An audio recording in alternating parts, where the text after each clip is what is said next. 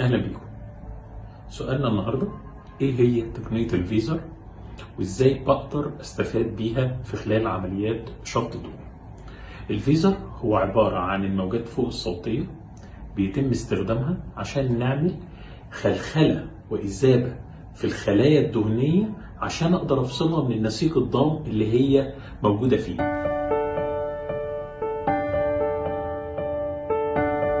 الخلايا الدهنيه بتبقى موجوده في نسيج ضم عباره عن شبكه عنكبوتيه كده ماسكه ما بين الجلد وما بين نسيج العضلات.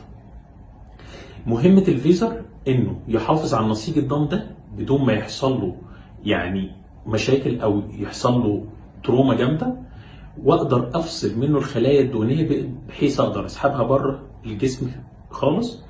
وبالتالي كل ما احافظ على نسيج الضم ده كل ما بحافظ على نتائج احسن بعد العمليه، لان نسيج الضم ده هو المسؤول على ان الجلد ينقبض كويس قوي ويرجع يبقى ياخد شكله الطبيعي بدون ما يحصل ترهل في الجلد او يحصل تعرجات.